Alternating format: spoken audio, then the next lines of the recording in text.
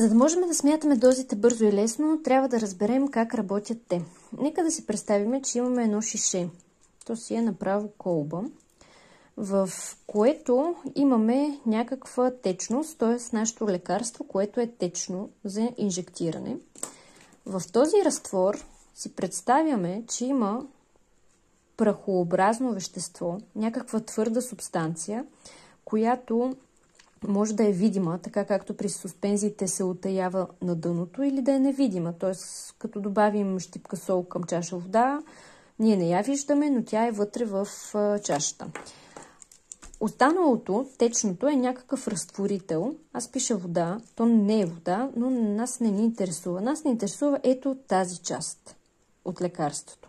Тази част, казахме, че е твърда, тя може да се измери на везна. За целта ние трябва да си знаем мерните единици. А именно 1 кг е равен на 1000 грама. 1 грам е равен на 1000 милиграма. 1 милиграм е равен на 1000 микрограма. 1 микрограм е равен на 1000 нанограма. Това е последователността от най-голямо към по-малко. Всяко по-голямо е равно на 1000 от по-малкото. Това си го запомняме. 1 кг на 1000 от по-малкото, 1 грам на 1000 от по-малкото и така нататък. Обикновено в ветеринарната медицина се работи с грамове, милиграми и микрограми. Тоест тази част, твърдата, активната съставка в нашия разтвор, има някаква маса. Освен това, тази активна съставка е някаква част от цялото. Това, че е някаква част, го изразяваме в проценти. 1% разтвор. Какво е това? Никой не знае. 1% разтвор означава, че от цялото нещо 1% е твърдата част или активната съставка.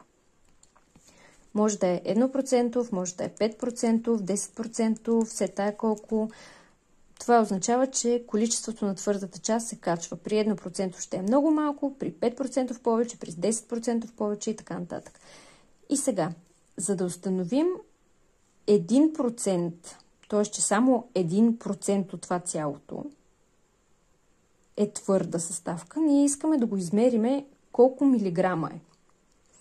И сега колко е готино. Слагаме една нула отзад и става 10 милиграма в милилитър. Слагаме една нула отзад, 50 милиграма в милилитър. Една нула отзад, 100 милиграма в милилитър. 0,1% разтвор, една нула отзад, местиме запетайката, 1 милиграм в милилитър. Или от цялото нещо вие трябва да си визуализирате това с твърда активна съставка и някакъв разтворител, да знаете как килограм, грам, милиграм, микрограм минават едно в друго, а то е просто чрез 1000. И единственото, което трябва да запомните е това. 1% е равен на 10 мг в милилитър. Или иначе казвам, на 1% му слагам отзад една нула и вече го имам в милиграми в милилитър.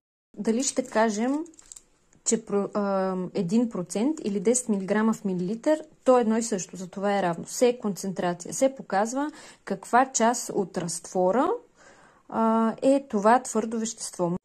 И като казвам твърдо вещество, не се хващайте за думата, имам в предвид активна съставка. Просто идеята е по най-лесния начин да го разберем, тъй като няма абсолютно нищо сложно. Няма нужда да го усложняваме. Това ни е единствената стъпка. След като това го правим лесно и бързо, автоматично и сме го тренирали, после смятането на конкретна доза за животно е елементарно. Така че, let's play! Вече имаме пациент. Котка, която залепиме с тиксо. Така. Нашата котка е 3 кг. Дозите в справочниците се дават като определено количество милиграми за всеки килограм. Да предположим, че дозата, която ние ще слагаме, в справочника пише, че е 2 мг на килограм.